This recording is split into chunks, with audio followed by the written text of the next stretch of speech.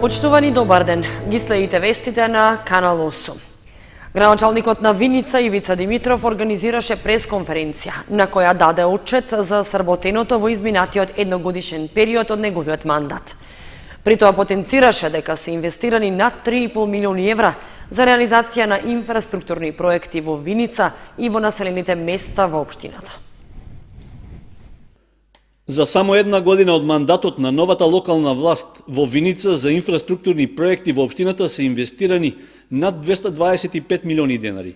Оваа сума е рамна на вкупните вложувања од претходните 8 години, поради што видливи се крупни зафати во изградбата на капитални објекти.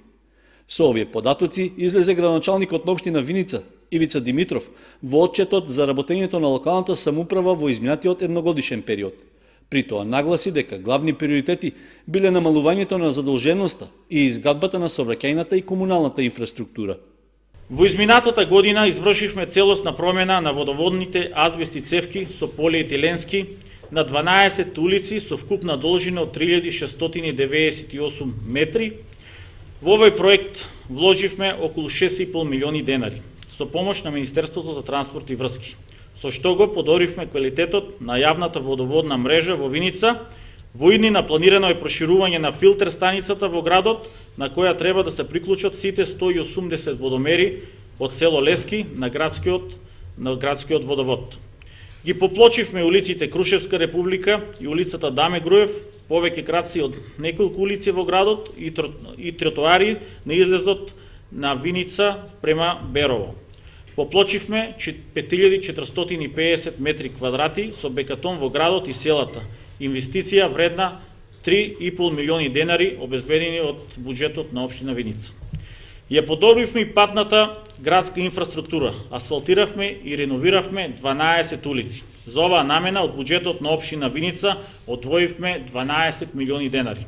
Го решаваме 10 годишниот проблем со водоснабдување за жителите на село Лески. Ископани се 4 бунари кои треба да ги дополнат капацитетите на постоечките резервоари. Извршена е санација за селскиот јаз под црквата Свети Илија во Блатец. Пробиен е пат за пристапност до Малската чешма во село Драгобрашта, Мало Криворамци. Изграден е потпорен ѕид во село Лаки. Направени се бушотини за вода за пиење во село Драгобраште, Мало Чукарлеи. Го решивме проблемот со бактериолошки неисправната вода за пиење во село Трсино. 730 жители наскоро ќе добијат питка вода со проверен квалитет. Во освртот за едногодишното работење, градоначалникот на Виница рече дека посебно внимание се посветува на унапредувањето на социјалната грижа, како и на подобрувањето на условите за младите. За основците, со помош на Министерството за образование и наука, градиме нова спортска сала во рамките на училиштето Славчо Стојменски. Проектот е проценет на 25 милиони денари. Во подрачното основно училиште Никола Парапунов во село Трсино поставени се 32 фотоволтаични панели кои ни заштедуваат енергија. На интернатската зграда за деца со посебни потреби во село Блатец поставивме енергетско ефикасни фасади и ја менуваме дрвенаријата. Вредноста на инвестицијата е 33.750 евра. Средствата се обезбедени од UNDP. Нашите планови се да изградиме социјална зграда за лицата од ранливите категории. Овој проект е влезен во финансискиот план во Министерството за труд и социјална политика и очекуваме веќе од првите месеци на 2019 година да почнеме со изградба. Го помагаме и дневниот центар за лица со посебни потреби. На 22 студенти со ниско социјален статус им доделувавме стипендии во висина од 2200 денари со времетраење од 9 месеци. Димитров нагласи оти за развој на спортот и унапредувањето на културата инвестирани се над 2,5 милиони денари. За одржување на комуналната хигиена и за набавка на нов ровокопач за комуналното предпријатие пак се инвестираат повеќе од 5 милиони денари. Градоначалникот на Виница во својот отчет потенцираше дека во изминатиот едногодишен период е намалена цената на водата за пиење и таа е најниска во државата. Во моментот, активностите на општината се насочени кон изработка на детални урбанистички планови за повеќе локалитети, како и на техничка документација за кружен тек во централното градско подрачје и за реконструкција на киносалата. Локалната акциона група Брегалница беше домаќин на регионална трибина во Кочани за презентација на мрежата на така наречените лагови од источниот и југоисточниот плански регион. Во рамки на проектот Лагнет во источниот и југоисточниот плански регион, што го имплементира Сдруженијето Целор, Центар за локален развој од Радовиш, во Кочани се одржа трибина на која беше презентирана мрежата на локални акциони групи од двата региони. Домакин на средбата беше Сдруженијето за рурален развој Лаг Брегалница со седиште во Зрновци, чија активност ја опфаќа територијата на општините Кочани, Македонска Каменица, Виница, Пробиштип, Чешиново, Блешево и Зрновци. Главна цел на средбата беше да се подобри меѓусебната комуникација на членовите и да се представат досегашните спроведени активности на проектот за вмрежување на локалните акциони групи од регионите. Лаговите се новоформирани организации, новоформирани формални граѓански организации во Македонија и тек сега треба да се почне да се работи. Се уште се чека на акредитацијата на лидер програмата. Во Република Македонија тоа не значи дека ние треба да чекаме само да се донесе нешто формално за ние да го работиме.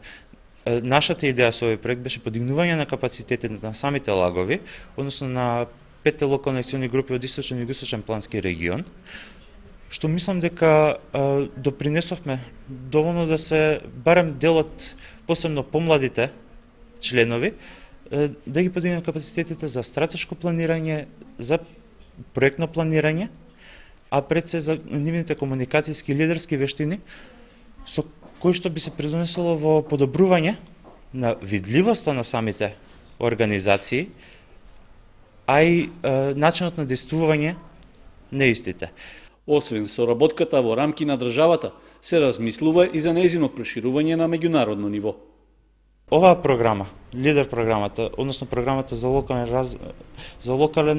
рамномерен локален развој во руралните средини, се спроведува на исти начин насекаде во Европската Унија, така да што можеме да ги искористиме позитивните примери за успешно да се развијат овие локални акциони групи, а исто така да ги избегнеме и проблемите со кои што они се соочиле. Така да нареден чекор е да ја подобриме меѓусебната комуникација и внатре во лаговите, а исто така и помеѓу лаговите, како и со останатите чинители во Македонија. Потоа треба да обезбедиме и партнерства со лагови од другите поразвиени држави.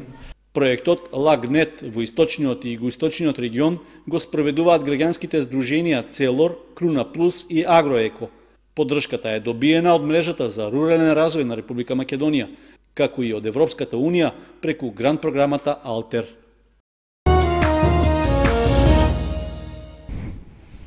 Во понеделникот стартуваше вакцинирањето, а веќе се потрошени сите комерцијални и половина од бесплатните вакцини против сезонски грип во Кочани и општините што ги покрива Кочанскиот центар за јавно здравје. Како и лани и годинава, заинтересираноста за вакцинирање е огромна, информираат од центарот.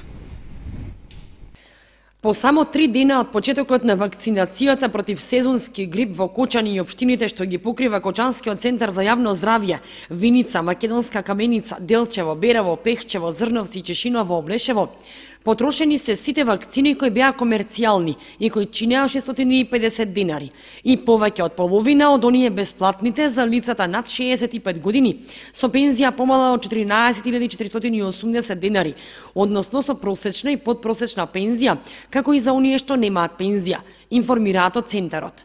Горан Николов, лекар-епидемиолог одговорен за вакцините во источниот регион, истакна дека од бесплатните вакцини за споменатата категорија лица има се уште, бидејќи имаше обезбедено доволен број за сите што сакаат да се вакцинираат и што ги исполнуваат условите. Само, додава Николов, треба да се јават кај матичниот лекар со чек од нивната пензија, а пензионерите без пензија со потврда од ПИОМ.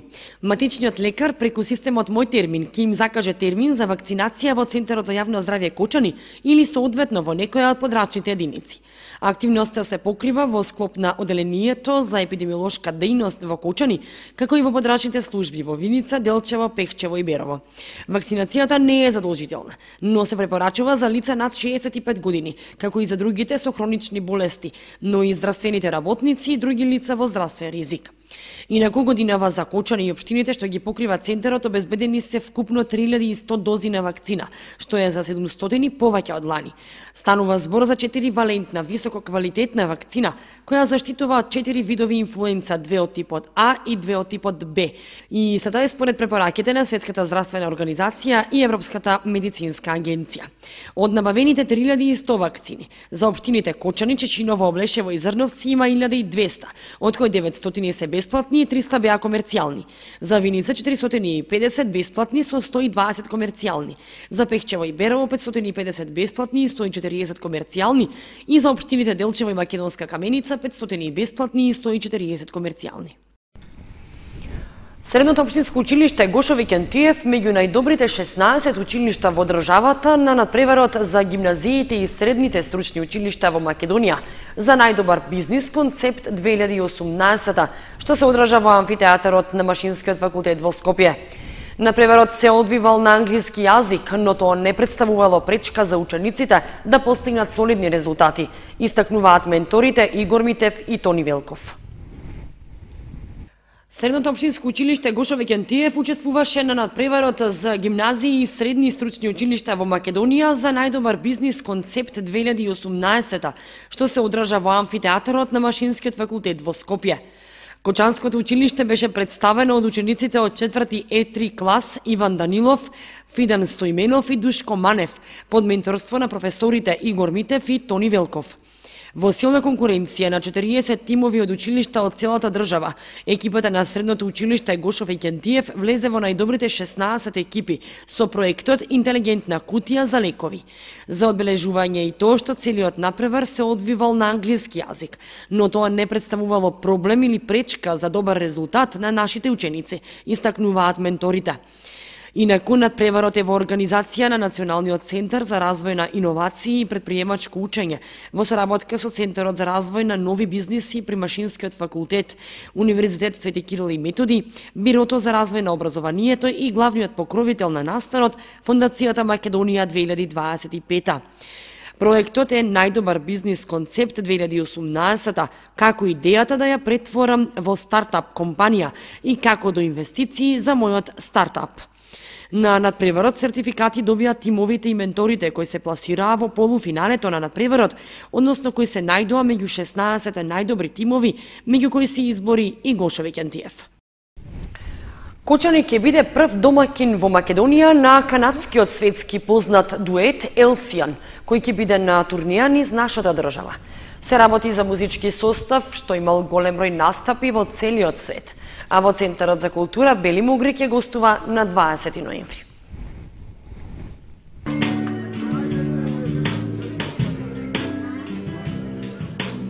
Кон крајот на овој месец во Центарот за култура Бели Мугри во Кочани ќе настапи канадскиот дует Елсијан, кој е на европска турнеја и за прв пат ќе гостува во Македонија.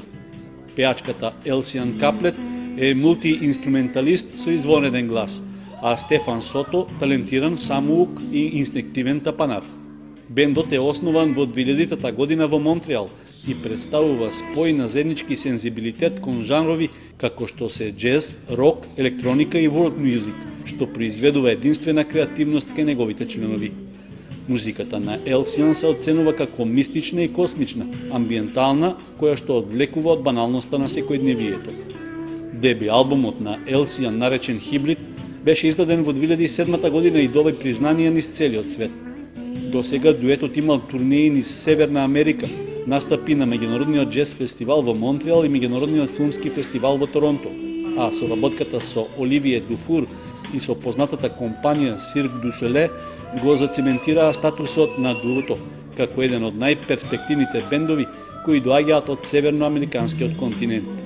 Кочани е првата македонска дестинација на дуетот со светско реноме. Концертот на Елсијан ќе се одржи на 20 ноември во Центарот за култура Бели Мугри со почеток од 20 часот.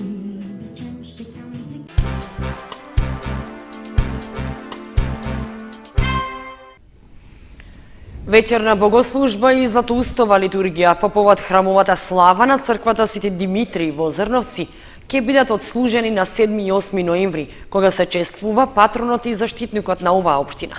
Од црковниот одбор при храмот со покана до сите верници да учествуваат во заедничката молитва и литургија. Црковниот храм посветен на Свети Димитрий Солунски во Зрновци на 7 и 8 го одбележува верскиот празник Митровден, посветен на Светиот Димитрий Солунски.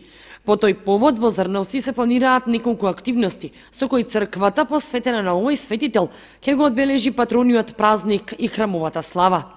Црковниот одбор начело со парохискиот свештеник Лазар Коцев ги вршат последните подготовки пред вечерната богослужба и утрешната златоустова литургија.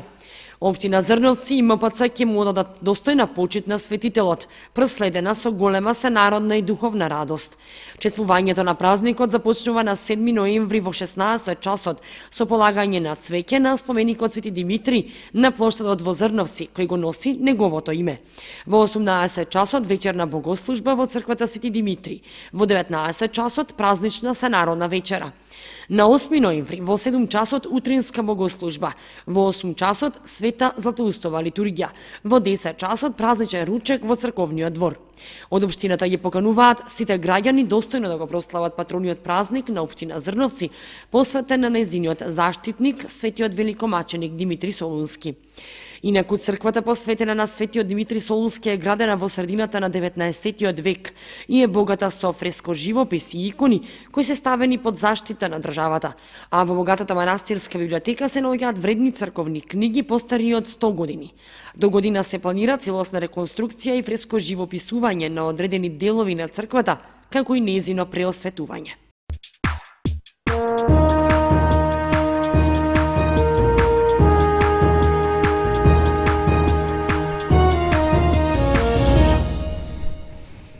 Следува информацијата од спортот.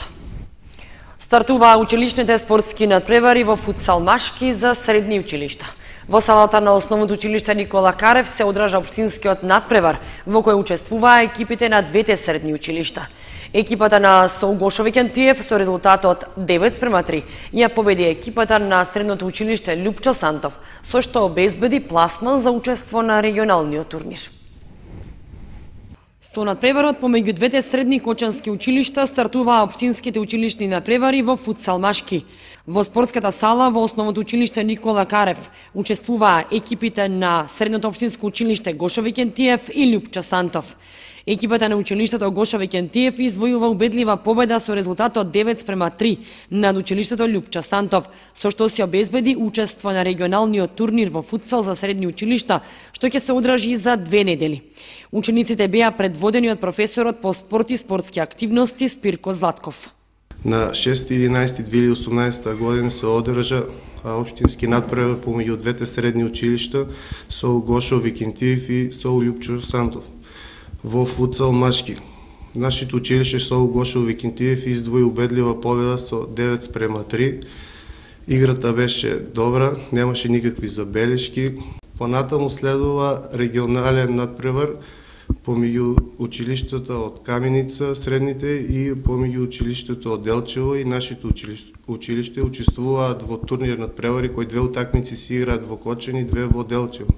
Најдобрата екипа продолжува во зонски надпревар кои ќе се играат најверојатно в наредната година.